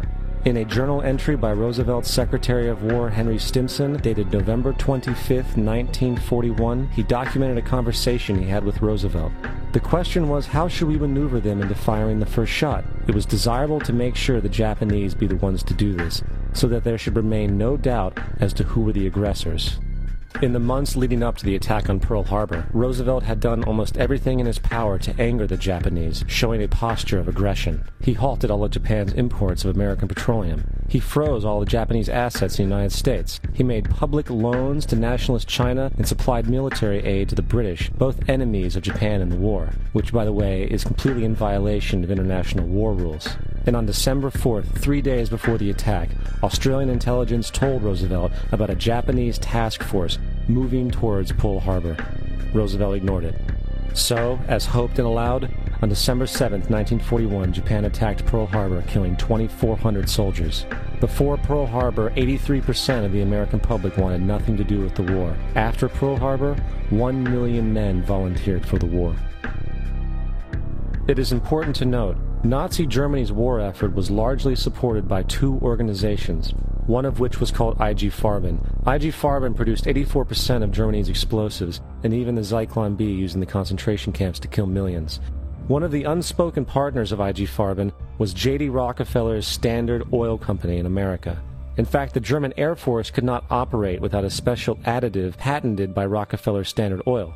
The drastic bombing of London by Nazi Germany, for example, was made possible by a $20 million sale of fuel to IG Farben by the Rockefeller Standard Oil Company. This is just one small point on the topic of how American business funded both sides of World War II. One other treasonous organization worth mentioning is the Union Banking Corporation of New York City. Not only did it finance numerous aspects of Hitler's rise to power, along with actual materials during the war, it was also a Nazi money laundering bank, which was eventually exposed for having millions of dollars of Nazi money in its vaults. The Union Banking Corporation of New York was eventually seized for violations of the Trading with the Enemy Act. Guess who the director and vice president of the Union Bank was? Prescott Bush, our current president's grandfather, and of course our former president's father. Keep that in mind when considering the moral and political dispositions of the Bush family. Vietnam. The United States' official declaration of war on North Vietnam in 1964 came after an alleged incident involving 2 U.S. destroyers being attacked by North Vietnamese PT boats in the Gulf of Tonkin. This was known as the Gulf of Tonkin Incident. This single situation was the catalytic pretext for massive troop deployment and full-fledged warfare. One problem, however, the attack on the U.S. destroyers by Vietnamese PT boats never happened.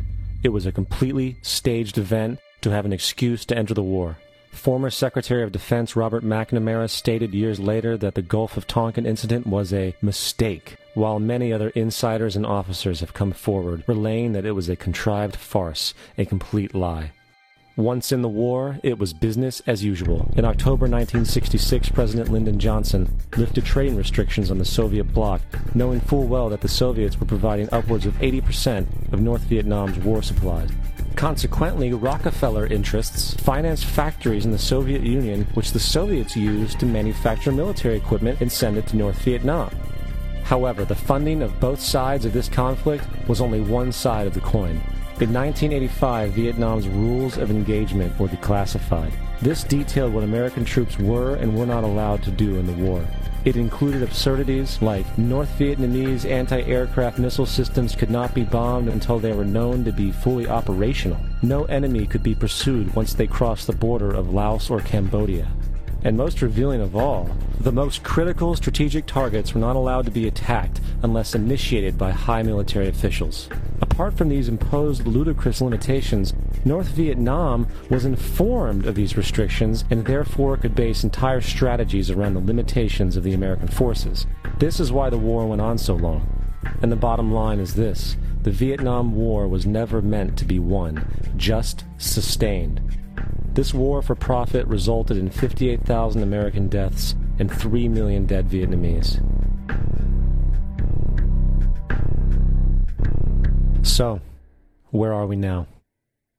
September 11th was the jumpstart for what is now an accelerated agenda by the ruthless elite. It was a staged war pretext no different than the sinking of the Lusitania, the provoking of Pearl Harbor, and the Gulf of Tonkin lie. In fact, if 9/11 wasn't a planned war pretext, it would be an exception to the rule. It has been used to launch 2 unprovoked illegal wars, one against Iraq and one against Afghanistan.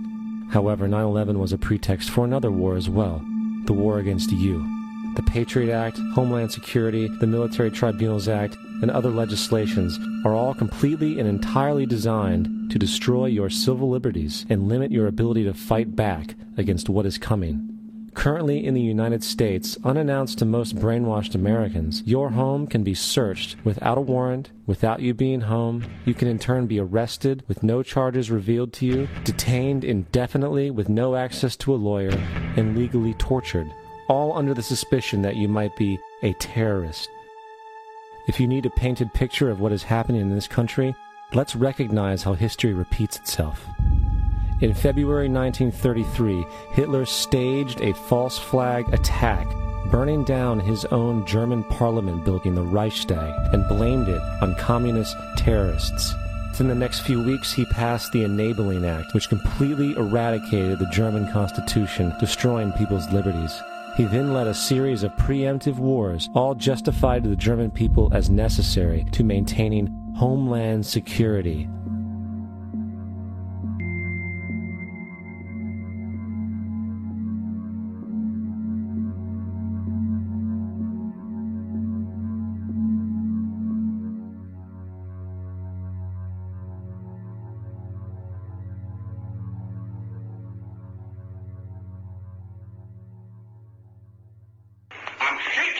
Kommunismus und der sich mit ihm verprügelnden anderen Organisationen ändert dies nichts.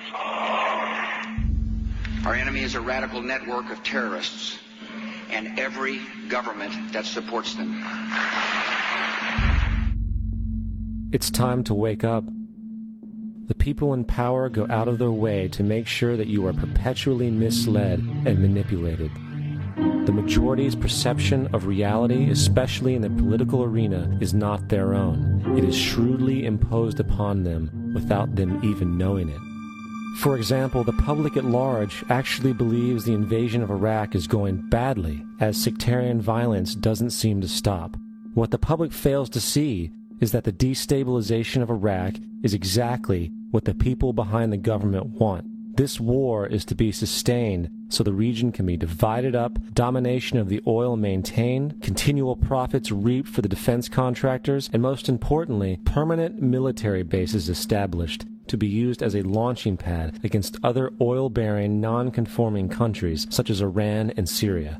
For further implication that the civil war and destabilization is purely intentional, in 2005, 2 elite British SAS officers were arrested by Iraqi police after being caught driving around in their car shooting at civilians while dressed up as Arabs.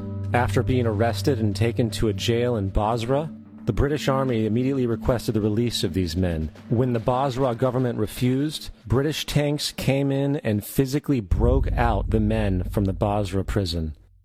If you wish to destroy an area, how do you do it? Well, there are 2 ways. You can go in there and bomb it and so forth, but that is not very efficient. What you do is you try to get the people in that area to kill each other and to destroy their own territory, their own farms. And that's what's been done in that area. The way in which you destroy an opponent is get him to destroy himself by dividing his ranks against one another. Then you feed both sides. You have agents feeding both sides, inflaming both sides. And they kill each other off. And it's time that some of us woke up to this reality to understand that people who try to maintain empires and create empires do it by manipulating the people they're trying to conquer.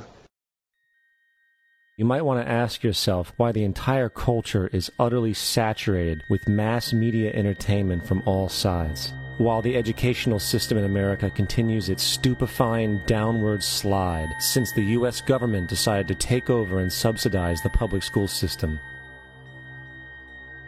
What your government pays for, it gets. When we understand that, then we look at government-financed institutions of education and see the kind of students and the kind of education that's being turned out by these government-financed schools. Logic will tell you that if what is being turned out in those schools was not in accord with what the state and the federal government wanted, then it would change it. The bottom line is that the government is getting what they have ordered. They do not want your children to be educated. They do not want you to think too much. That is why our country and our world has become so proliferated with entertainments, mass media, television shows, amusement parks, drugs, alcohol, and every kind of entertainment to keep the human mind entertained, so that you don't get in the way of important people by doing too much thinking. You had better wake up and understand that there are people who are guiding your life and you don't even know it. We're in a lot of trouble because you people and 62 million other Americans are listening to me right now, because less than 3% of you people read books, because less than 15% of you read newspapers, because the only truth you know is what you get over this tube. Right now, there is an entire generation that never knew anything that didn't come out of this tube. This tube is the gospel, the ultimate revelation. This tube can make or break presidents, popes, prime ministers, this tube is the most awesome goddamn force in the whole godless world. And woe is us if it ever falls into the hands of the wrong people. And when the largest company in the world controls the most awesome goddamn propaganda force in the whole godless world, who knows what shit will be peddled for truth on this network. So you listen to me. Listen to me. Television is not the truth. Television is a goddamn amusement park. Television is a circus, a carnival, a traveling troupe of acrobats, storytellers, dancers, singers, jugglers, sideshow freaks, lion tamers, and football players. We're in the boredom-killing business. But you people sit there day after day, night after night, all ages, colors, creeds. We're all you know. You're beginning to believe the illusions we're spinning here. You're beginning to think that the tube is reality and that your own lives are unreal. You do whatever the tube tells you. You dress like the tube. You eat like the tube. You raise your children like the tube. You even think like the tube. This is mass madness, you maniacs. In God's name, you people are the real thing. We are the illusion. The last thing the men behind the curtain want is a conscious, informed public capable of critical thinking, which is why a continually fraudulent zeitgeist is output via religion, the mass media, and the educational system. They seek to keep you in a distracted, naive bubble, and they are doing a damn good job of it. In 2005, an arrangement between Canada, Mexico, and the United States was made. This arrangement, unannounced to the public, unregulated by Congress, merges the United States, Mexico, and Canada into one entity, erasing all borders. It's called the North American Union, and you might want to ask yourself why you've never heard of this. In fact, there is only one mainstream reporter who has actually heard of and has had the courage to cover this issue.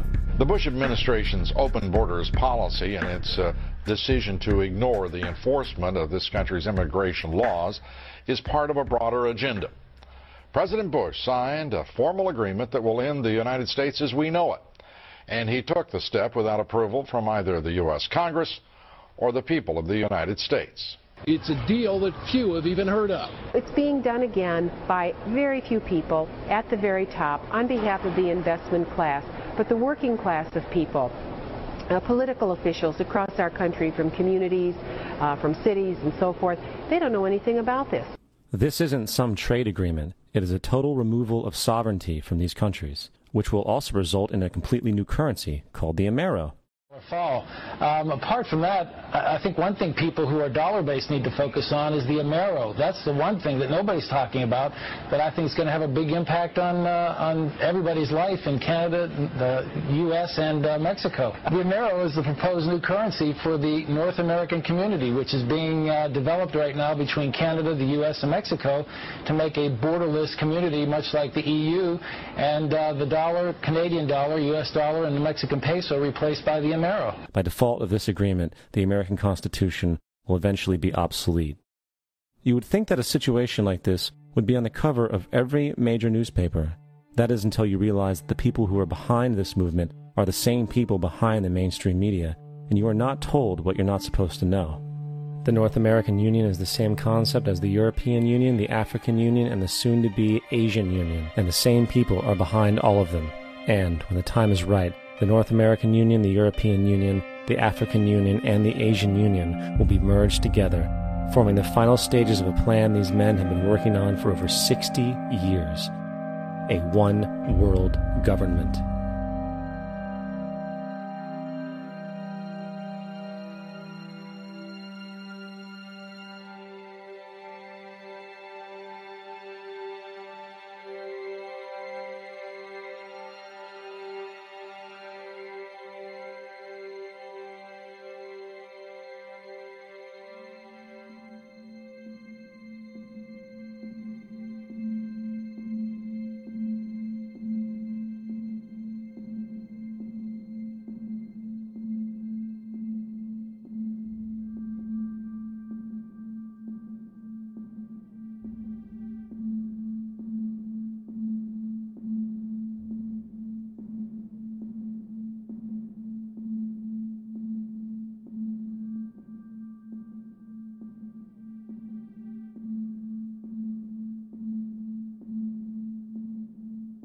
One bank, one army, one center of power.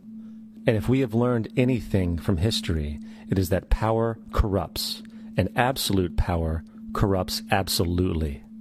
This is Aaron Russo, a filmmaker and former politician. To his left is Nicholas Rockefeller of the infamous Rockefeller banking and business dynasty. After maintaining a close friendship with Nicholas Rockefeller, Aaron eventually ended the relationship, appalled by what he had learned about the Rockefellers and their ambitions.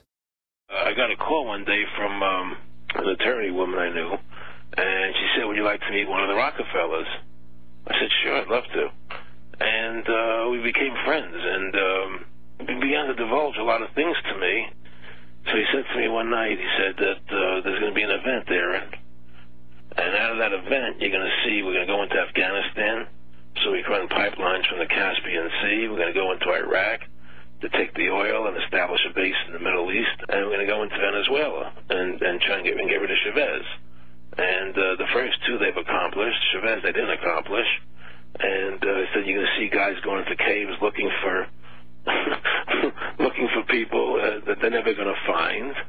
You know, he was laughing about the fact that you have this war on terror. There's no real enemy. He's talking about how by having this war on terror, you can never win it because it's an eternal war.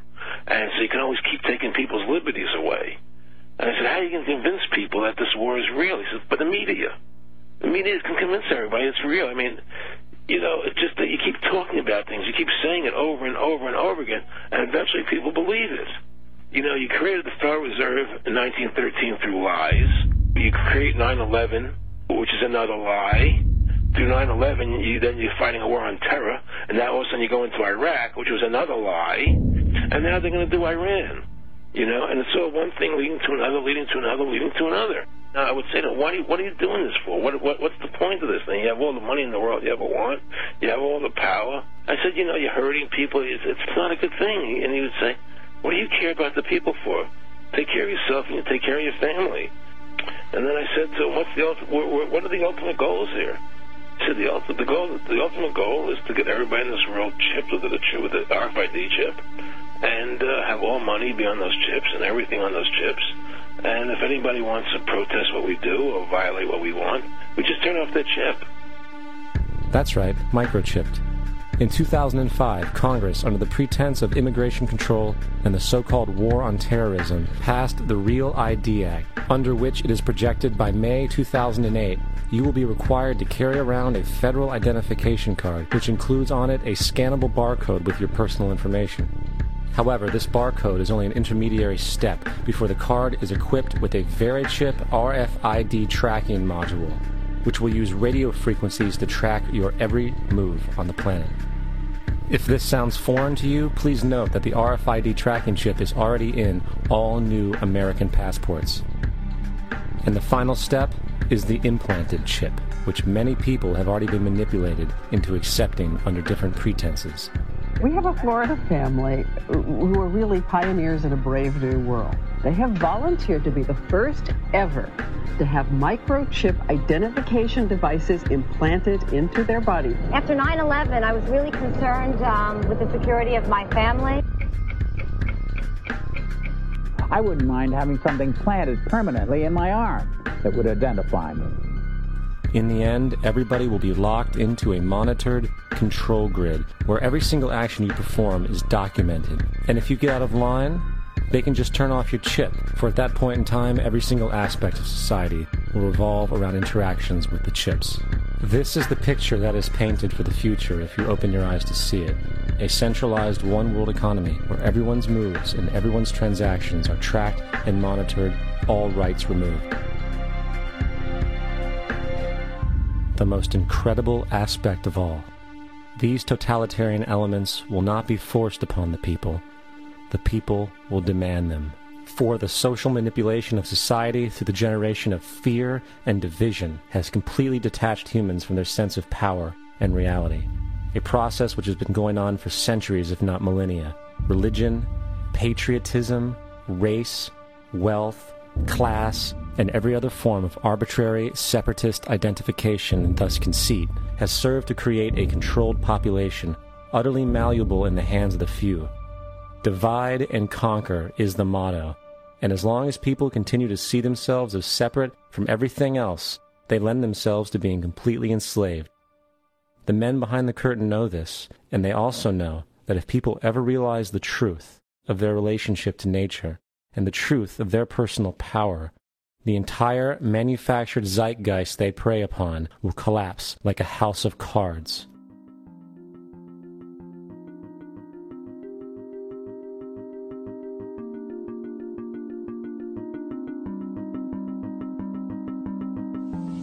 The whole system that we live in drills into us that we're powerless, that we're weak, that our society is evil, that it's crime-ridden, etc., and so forth.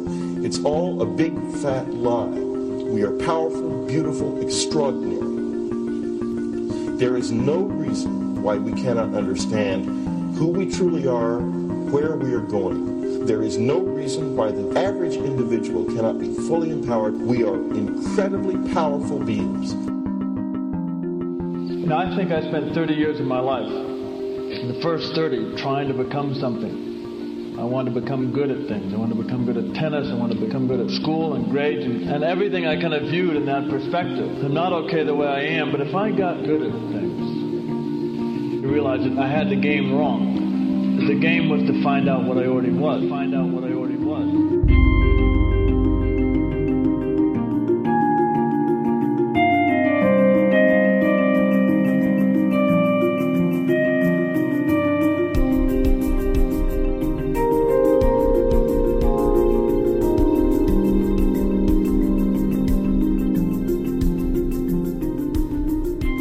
Now, in our culture, we've been trained for individual differences to stand out.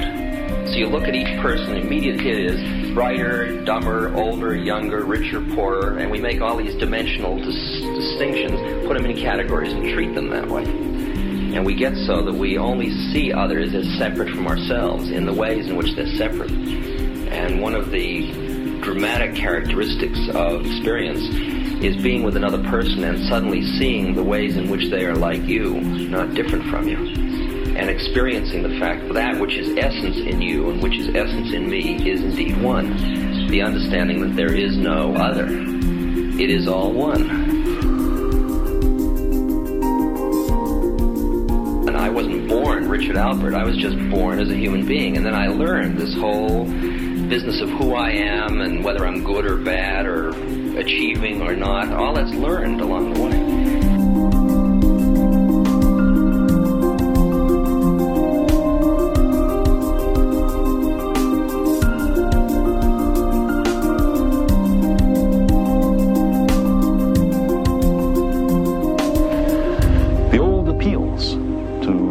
Racial, sexual, and religious chauvinism, to rabid nationalist fervor, are beginning not to work. A new consciousness is developing which sees the earth as a single organism and recognizes that an organism at war with itself is doomed.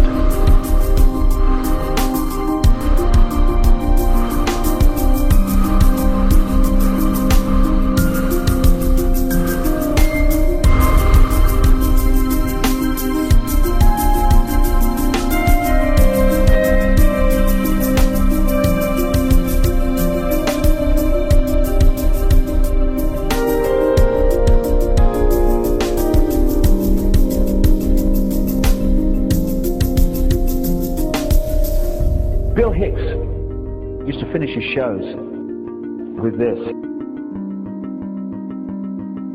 Life's like a ride in an amusement park. And when you go on it, you think it's real. Because that's how powerful our minds are. And the ride goes up and down and round and round. It has thrills and chills, and it's very brightly colored. And it's very loud, and it's fun for a while. Some have been on the ride for a long time, and they begin to question, is this real, or is this just a ride? And other people have remembered, and they come back to us and they say, hey, don't worry. Don't be afraid ever. Because this is just a ride. And we kill those people. Shut him up. I've got a lot invested in this ride. Shut him up. Look at my furrows of worry. Look at my big bank account. My family. This has to be real. It's just a ride. But we'll kill those good guys who try and tell us that. You ever notice that? And let the demons run amok?